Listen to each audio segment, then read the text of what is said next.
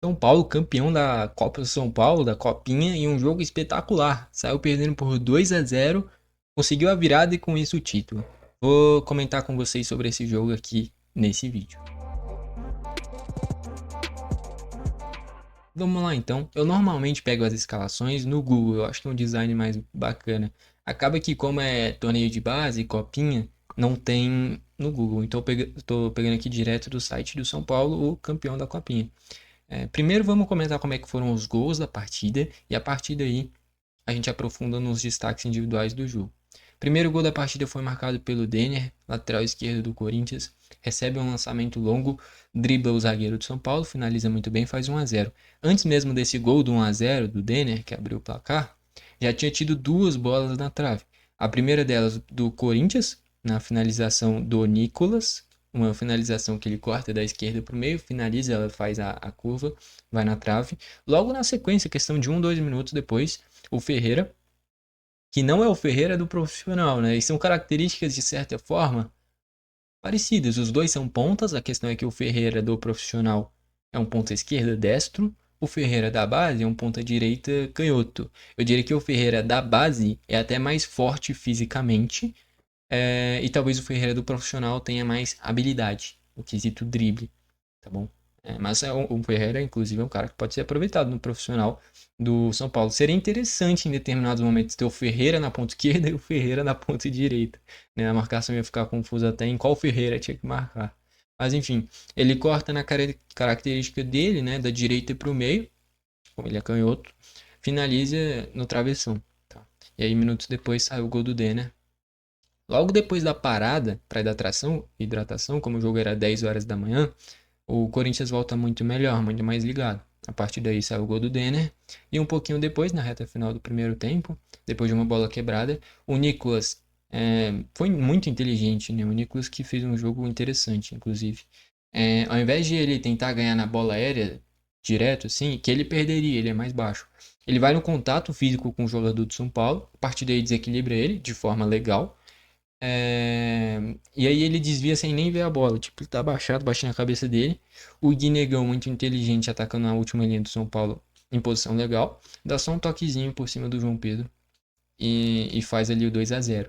Esse 2-0 parecia que o Corinthians estava encaminhando o título, ainda mais pelo que fez, principalmente na semifinal e nas quartas de final, vencendo por 1-0 do Vasco e 1-0 do Grêmio. Ou seja, uma equipe que mostrou que é muito boa defensivamente, que conseguia controlar os jogos. Acaba que pesou muito nesse jogo a bola aérea. Se a gente reparar, e aí já indo para os próximos gols, o gol do Paulinho, que foi no último lance do primeiro tempo, que aí deixa o São Paulo vivo, é um cruzamento do Ferreira, ele faz gol de cabeça. No segundo tempo, o gol de empate, o gol do Andrade, é em outro cruzamento, em outra bola parada, que ele faz gol de cabeça. E o gol do Paulinho, logo na sequência, depois desse gol do Andrade, é um lançamento do Mike, o lateral direito centralizado, daqui a pouco eu aprofundo na atuação dele, que o Paulinho também de cabeça faz o 3-2. Então, os três gols do São Paulo na base da bola aérea. Então, já fica nítido a principal ponto fraco dessa base do Corinthians no jogo e que tem que ser muito treinado, que é essa bola aérea. E aí, essa imposição nesse quesito do São Paulo foi fundamental para esse título do tricolor paulista. Tá bom? Vamos aprofundar aqui nas análises individuais, começando pelo São Paulo. O João Pedro não foi muito exigido, tá bom? Os dois gols do Corinthians, se a gente para analisar o que dava para fazer, o gol do Denner, muito próximo, não tinha muito o que fazer. O gol do Guinegão, ele poderia sair um pouquinho melhor, mas é muito mérito do Guinegão não tendo ficado impedido. Mas poderia ter feito coisa melhor, principalmente no gol do Guinegão. O Mike, eu gostei bastante do Mike, tá bom? Porque é uma característica muito interessante e que é completamente diferente entre as duas equipes, a utilização dos laterais. A utilização dos laterais do Corinthians são caras que viraram quase ponta, né? O gol do Denner foi assim, às vezes na criação mais atrás, às vezes com liberdade para ir à frente. Quando ele foi à frente, ele fez o gol. O Mike, ele tem essa característica que eu vou destacar aqui, por exemplo, que na temporada passada o Alexander Arnold fez muito com o Klopp, que é um lateral direito que vem para a linha de meio-campistas. O Rico Lewis já fez em vários momentos com o Guardiola no Manchester City. E eu não tô comparando o futebol, tô comparando a função. É a mesma que o Mike faz, tá bom? Um lateral direito que ao invés de dar profundidade, ele vem para o meio para construir. E aí o que, que acontece com isso? O Ferreira fica em vários momentos no X1 com o lateral. E que nem eu comentei já aqui, o Ferreira é muito rápido e muito forte. Então, no primeiro tempo mesmo, quando o São Paulo estava perdendo, inclusive, ele ganhou vários confrontos. No segundo tempo também, no início do jogo também, o jogo inteiro ele conseguindo ganhar vários confrontos, justamente pela força física dele. É um cara que é habilidoso, é rápido e ainda é muito forte. Então, deixando ele no X1, em vários momentos o São Paulo encontrava espaços por ali, né? Isso se deve muito à utilização do Mike pelo meio. E ainda mais, no terceiro gol é um lançamento espetacular do Mike. Então, ele fez uma grande final. Teve um momento meio burro, que foi o lance com o Nicolas. Cadê o Nicolas? Que o Nicolas desarma e dá um grito na cara dele. É uma cultura, sim, do futebol brasileiro no geral, acho que do futebol no geral, que eu acho burrice, né? Mas, enfim, é uma tentativa de imposição para abalar o jogador. Ele acabou levando o amarelo. O Mike ameaçou dar uma cotovelada. Também achei desnecessário, não precisava, porque se fosse um juiz, uma juíza, no caso, fosse mais rigorosa, poderia dar o amarelo também. Tá? Pela ameaçado, porque ele não fez a cotovelada, só ameaçou. E aí, um minuto depois, ele dá outra entrada e leva o amarelo. Então, assim, é completamente evitável. Tanto o amarelo do Nicolas, tanto o amarelo do Mike. Os dois deram bobeira, os dois ficaram pendurados o jogo inteiro, praticamente. Mas enfim, o gol do Paulinho que mata o jogo nesse 3-2 é justamente num lançamento espetacular do Mike. Um grande passe dele. Lateral muito bom na construção, que eu diria que poderia ser aproveitado no profissional para essa lateral direita do São Paulo. A dupla de zaga com o Andrade. Cara, o Negruti ele é volante, não sei porque tá aqui como zagueiro. Mas enfim, o Rafinha depois entrou no lugar do Mike também. Aí o Andrade, o zagueiro, o Guilherme Reis era o lateral esquerdo. Acho que o Luca era o outro. Não, o Luca era o ponta. Cara, tá tudo bagunçado nesse time de São Paulo. Mataram o outro zagueiro aqui, cara, porque o Negruxa é volante. Tá? Deixa eu contar aqui, ó. 2, 3, 4, 5, 6, 7, 8, 9, 10. Lucas Loz, o outro zagueiro. Aqui, ó. Pô, o São Paulo bagunçou tudo, cara. Andrade e Lucas Loz, os dois zagueiros, tá bom? Nenhum fez uma grande atuação, tá? E o Negruti, eu queria destacar que o Negruti tem uma característica muito parecida com o Bahia. Cadê o Bahia no lado do Corinthians? São os dois capitães das equipes e os dois volantes das equipes, volantes de marcação e qualidade técnica na saída de jogo. O Negruti aparecendo ainda mais na construção de jogo e o Bahia ainda mais na imposição física. Um cara que os dois têm um perfil de muita liderança, assim, só de você olhar pro cara tu já percebe que ele é um cara que tem um perfil de muita liderança. E os dois fizeram uma grande campanha. O Negruti eu achei discreto no jogo, tá bom? E o Bahia também. Eu achei que o Bahia poderia ter aparecido mais na criação das jogadas, estava uma linha muito avançada pela característica dele. E o Negruti discreto justamente porque eu falei, o São Paulo utilizou muito a bola aérea. Ele é um cara de colocar a bola no chão e distribuir o jogo, mas é muito bom jogador e tem muita liderança. O Luca, com boas jogadas. O que mais dá para destacar? O Alves, na reta final, cresceu muito no jogo. É um ponta de muito drible, tá bom? Muita habilidade, cresceu muito no jogo. O Ferreira, que nem eu comentei, é um cara que o São Paulo poderia aproveitar no profissional. Seria interessante utilizar Ferreira de um lado, Ferreira do outro. Mas, que nem eu falei, a principal característica dele é a força física e a velocidade. Lógico, a gente está comparando com o sub-20.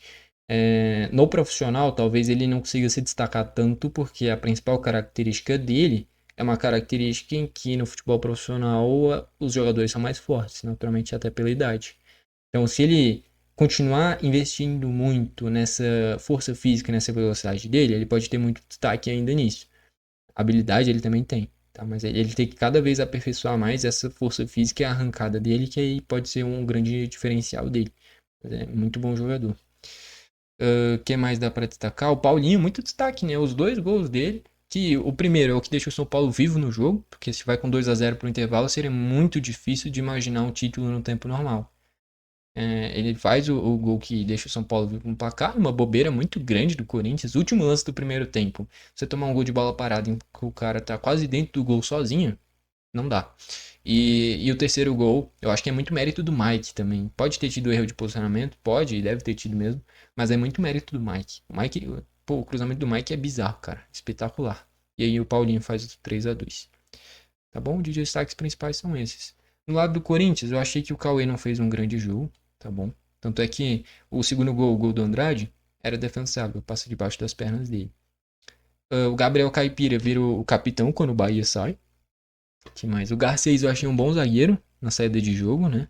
O Denner é bom, lateral esquerdo também. Poderia ser aproveitado no profissional, inclusive, porque as opções no profissional do Corinthians é o Matheus Bidu, que é o titular. O Hugo, que não convence a maioria da torcida, por ser um lateral muito defensivo. E o Diego Palacios, que tá voltando de lesão por agora. Então, o titular é o Bidu.